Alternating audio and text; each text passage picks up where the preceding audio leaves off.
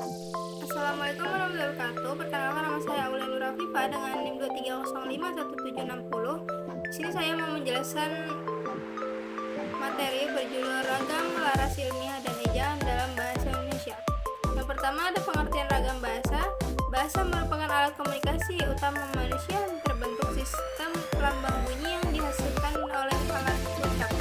Bahasa memungkinkan manusia menyampaikan isi hati, pikiran, dan tujuan kepada orang lain. Sebagai alat komunikasi, bahasa memiliki peran penting dalam kehidupan sosial.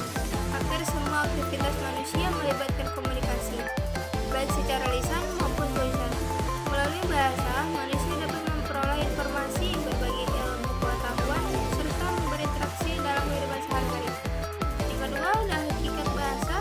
Bahasa memiliki beberapa sifat utama yang menjadikannya alat komunikasi yang efektif, seperti mengerti yang memungkinkan pemahaman antar individu. Lalu individual, yaitu setiap orang memiliki gaya bahasa yang unik, dan kooperatif yang memfasilitasi kerja sama dan interaksi sosial. Lalu berbagai alat komunikasi digunakan dalam berbagai situasi baik formal maupun informal. Lalu yang ketiga, ragam bahasa dalam sosiolinguistik. Ragam bahasa merupakan salah satu fenomena dalam sosiolinguistik, yaitu cabang ilmu yang mempelajari bahasa dalam konteks penggunaannya di masyarakat. Faktor-faktor yang memengaruhi keanekaragaman bahasa seperti siapa yang berbicara, menggunakan bahasa apa, kepada siapa komunikasi ditujukan, di mana dan kapan percakapan terjadi, dan apa tujuan komunikasi tersebut. Yang keempat, ragam bahasa lisan dan tulisan. Ragam lisan dapat digunakan dalam komunikasi langsung yang melibatkan suara. Ciri khas dari ragam ini adalah intonasi, nada, dan ekspresi yang menyertainya. Misalnya dalam percakapan sehari-hari seperti bisa menggunakan nada tinggi untuk menunjukkan emosi tertentu. Lalu ragam lisan ini berbeda dengan ragam tulisan. Ragam tulisan lebih formal dan terstruktur. Ragam ini digunakan dalam dokumen resmi, buku, dan karya ilmiah karena tidak disertai dengan intonasi atau ekspresi wajah. Ragam tulisan harus menggunakan tata bahasa yang jelas agar dapat mudah dipahami. Yang kelima, ragam bahasa ilmiah dan non-ilmiah. Ragam ilmiah digunakan dalam makalah, jurnal, skripsi, dan laporan penelitian. Menggunakan bahasa yang sistematis, objektif, dan berdasarkan fakta. Tidak menggunakan bahasa yang emosional atau subjektif. Yang kedua, ragam non-ilmiah digunakan dalam karya sastra seperti cerpen, novel, dan anekdot. Tidak terikat oleh aturan kebahasaan yang ketat. Menggunakan bahasa yang lebih fleksibel dan komunikatif. Yang keenam ada laras bahasa.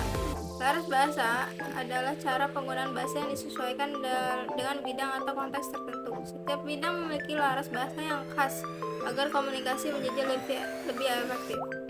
Contoh laras bahasa dalam berbagai bidang. Yang pertama, laras akademik yang digunakan dalam jurnal ilmiah, makalah, dan penelitian. Lalu ada laras hukum, digunakan dalam peraturan perundang-undangan dan dokumen hukum. Laras jurnalistik, digunakan dalam bahasa dan artikel media massa. Lalu yang ketujuh ada hakikat ejaan. Ejaan dalam bahasa Indonesia adalah seperangkat aturan yang digunakan dalam penulisan bahasa secara tertulis. Ejaan mencakup penggunaan huruf besar dan kecil dengan benar, aturan pemisahan dan penggabungan kata menggunakan tanda baca yang sesuai. Lalu yang kedelapan ada sejarah perkembangan ejaan. Sistem ejaan bahasa Indonesia telah mengalami beberapa perubahan sejak awal penggunaannya.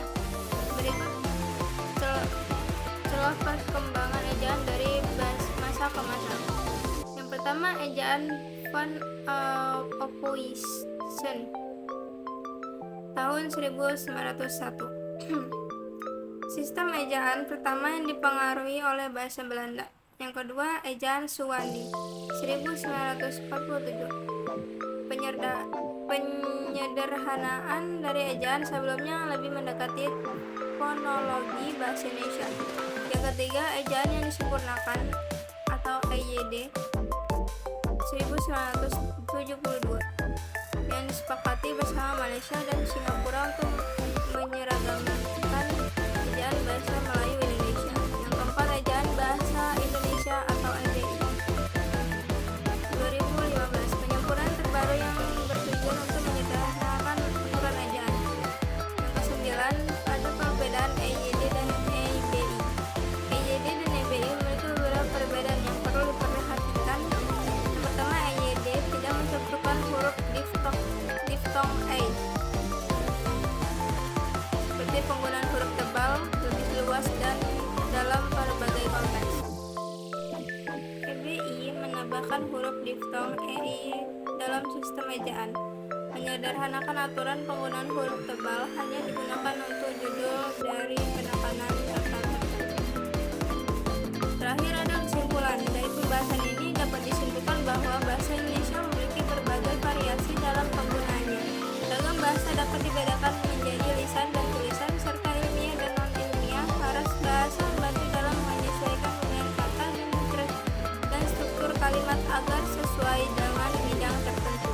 Sementara itu, ejaan mengalami perkembangan dari masa ke masa agar lebih sesuai dengan kebutuhan komunikasi tertulis. Pemahaman yang baik tentang ragam bahasa, kelaras bahasa, dan ejaan sangat penting agar kita dapat menggunakan bahasa Indonesia dengan baik dan benar dalam berbagai konteks.